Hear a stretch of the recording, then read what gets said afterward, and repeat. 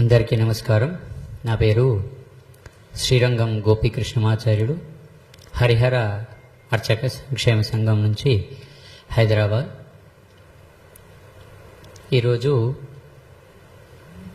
బ్రాహ్మణ్యం మీద, బ్రాహ్మణ జాతి మీద, అర్చకత్వం మీద, పురోహితం మీద మరియు వేద పండితుల మీద మాట్లాడడం అనేటువంటిది చులకన భావనగా ఇప్పుడు తయారైంది.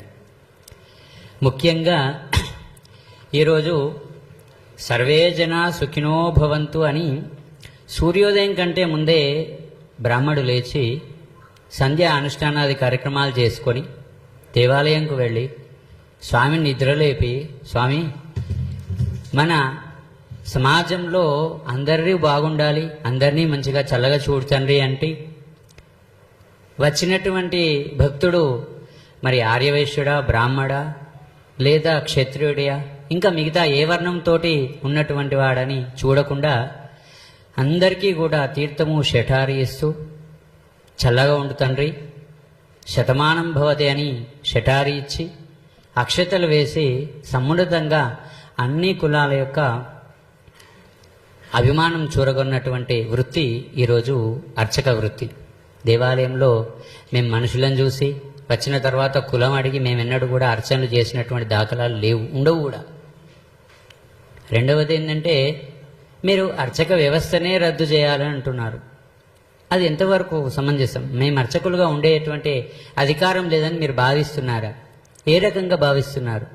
గుర్తుపెట్టుకోండి, బ్రిటిష్ కాలం నుంచి కూడా అయ్యా ఎట్లా చేయాలి, యుద్ధం ఎట్లా చేయాలి, భారతదేశాన్ని ఎట్లా మనం స్వాధీనం చేసుకోవాలని చెప్పి బ్రిటిషర్లు ఆలోచన చేసిన సందర్భంలో ఒకానొక బ్రిటిషర్ అన్నాడంట, అయ్యా మీరు యుద్ధం చేస్తే ఏదో కొల్లగొడితే భారతదేశం మన ఆధీనం కాదు, కేవలం సంస్కృతి సాంప్రదాయాలను నిలబెడుతూ తన జీవితాలను త్యాగం చేస్తూ ఓన్లీ సమాజ శ్రేయస్సుకే నిలబడ్డటువంటి ఏకైక జాతి ఉంది బ్రాహ్మణ జాతి, దాన్ని కొడితే మనం ముందుకు వెళ్ళొచ్చు అని చెప్పి ఆనాటి బ్రిటిష్ కాలంలో ఇది బీజం పడింది.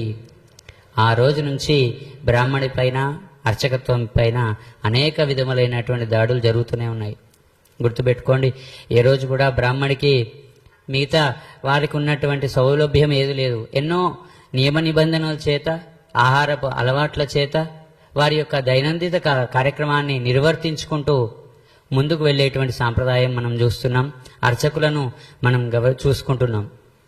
గుర్తుపెట్టుకోండి, ఊళ్ళలో ఈ రోజు వరకు కూడా అన్ని కులాలతోటి ఒక గౌన్లైనతోటి కూడా మేము మామాని సంబోధించిన సందర్భం, మిగతా వాళ్ళందరితోటి సమాజంతో మమేకమైనటువంటి సందర్భం ఉంది, కానీ ఎవరితోటి కాంట్రవర్సీ అయినటువంటి సందర్భం లేదు. దయచేసి ఈరోజు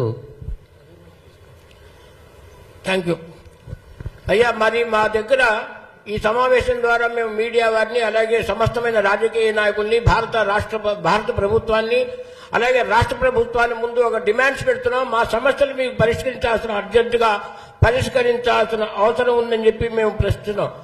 అర్చకత్వం, పౌరోహిత్యం బ్రాహ్మణ కులవృత్తిగా అన్ని రాష్ట్ర ప్రభుత్వాలు, కేంద్ర ప్రభుత్వం వెంటనే ప్రకటించాలి. ఇది మా ప్రథమ డిమాండ్. అర్చకులుగా కొనసాగుతున్న బ్రాహ్మణేతరులు ఎవరున్నారో తెలంగాణ రాష్ట్రంలో కానీ ఇతర రాష్ట్రాల్లో కానీ వాళ్ళు పొందుతున్నటువంటి సర్టిఫికెట్ ద్వారా పొందుతున్న రిజర్వేషన్ విధానాన్ని తొలగించాలని కూడా మేమందరం డిమాండ్ చేస్తున్నాం.